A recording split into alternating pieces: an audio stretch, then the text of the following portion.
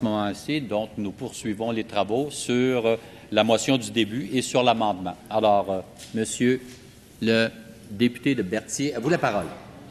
Merci, Monsieur le Président. Vous connaissez tous l'adage qui dit qu'il n'y a pas plus sourd que quelqu'un qui ne veut pas entendre. Si effectivement mon collègue de Sanguinet a employé le mot « deal » à plusieurs reprises, les gens qui nous écoutent ont tous compris qu'il n'y avait pas eu de deal. Mais encore faut-il vouloir entendre, Monsieur le Président. Et lorsque j'entends la députée d'Anjou, Louis Riel, répéter à plus soif, Monsieur le Président, que la première ministre ne s'est pas expliquée, je lui rappellerai que la première ministre s'est expliquée, Monsieur le Président. Hein? La première ministre a clairement dit, le 22 janvier, à moins qu'il y ait des gens ici, Monsieur le Président, qui ne suivent pas nos travaux, je parle des parlementaires, là, des oppositions, là, ce qui, à certains égards, me semble être le cas. Il faudrait peut-être suivre l'actualité un peu. La première ministre a clairement dit, le 22 janvier, qu'il n'y a jamais eu de deal avec la FTQ. Mme Pauline Marois assure que son conjoint n'a jamais conclu d'entente avec la Fédération des travailleurs du Québec. Plutôt, peut-être, on parle de faire la lumière. Bien, essayons de faire la lumière, Monsieur le Président. Moi, j'ai une question pour la CAQ, Monsieur le Président. Pourquoi n'ont-ils pas posé de questions à la commission Charbonneau? Qu'on arrête de se cacher devant la fausse excuse qu'on n'avait pas d'avocat. Je vais le dire pour vous, Monsieur le leader. Monsieur le leader de l'opposition, du deuxième groupe d'opposition. Alors, Monsieur le Président, article 35.6, et je vais répondre à la question. C'est fort simple, Monsieur le Président. Notre avocat n'a pas le droit de parole. C'est dur de poser des questions quand on n'a pas le droit de parole. C'est simple, clair et net. Alors, vous avez votre réponse, Monsieur le député de Berthier. Poursuivez. Monsieur le Président, à ce que je sache, il y a des courriels, il y a des textos, il y a des plumes, si je remonte encore plus loin dans le temps, là, il y a du papier. Alors, il n'y a pas de raison, il n'y a aucune raison, Monsieur le Président, que la CAQ n'ait pas...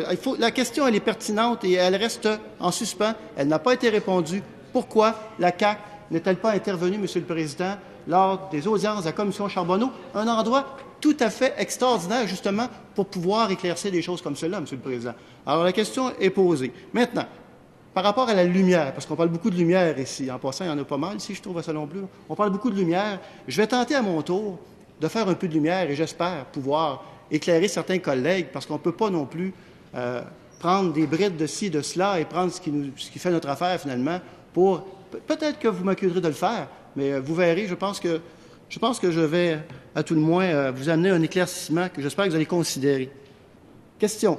On vous soupçonne d'avoir discuté des affaires du mari de la chef du Parti québécois. Est-ce que vous pensez que c'est le fruit d'esprit particulièrement soupçonneux? Réponse. Bien, le fait que j'ai dit ça au téléphone dans une session de brainstorming, je peux comprendre qu'il y ait des gens qui soupçonnaient qu'il y avait un gros scandale là. Puis, que je tirais des ficelles dans le but, en me servant de l'influence du fond au niveau politique, mais avec la démonstration que vous venez de faire, donc que je viens de vous faire, par le truchement des transcriptions, avec le témoignage que j'ai fait, moi, ça me semble assez clair qu'il n'y avait aucun rapprochement entre les deux. Question.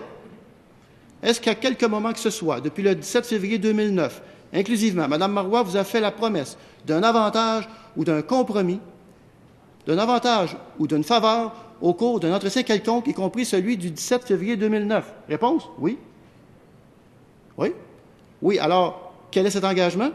Réponse? Elle s'est engagée à faire la promotion de l'amélioration de la Régie des rentes du Québec par lettre et en personne. Vous savez, pour améliorer les bénéfices de la Régie des rentes du Québec, tout ça se passe dans un cadre canadien. Et notre Régie des rentes, c'est l'équivalent du régime de pension du Canada, qu'on appelle le CPP. Et pour augmenter la Régie des rentes, etc., je vous fais grâce du reste, Monsieur le Président. Alors, voyez-vous, Monsieur le Président, il faut les lire, les verbatims, les transcriptions. Il faut les lire, il faut bien les lire. Je vous ferai remarquer que M. Arsenault était, et bien évidemment, sous serment, tout comme les gens qui... On a quelqu'un qui remet en doute cela ici, là, Monsieur le Président. Alors, je trouve ça triste. Deuxième question. Qu'en est-il maintenant de la prétention, notamment de la CAQ, mais bien sûr aussi des libéraux, sur le fait que cet investissement reposerait sur des bases et des considérations politiques et non pour des considérations d'ordre économique? Alors même, certains jusqu'à prétendre que certaines analyses auraient pu être, disons, biaisées et que personne, de toute manière, aurait jugé bon d'investir dans ce placement. Voyons voir ce qu'il en est, Monsieur le Président. Question. Alors, c'est au 31 décembre 2008, l'investissement dans le capital BLF est comptabilisé au coût de 3 millions. Réponse, oui. Question. Donc, ce n'est pas une cachette. C'est public, cette information-là, M. Arsenault. Réponse, c'est exact. Question.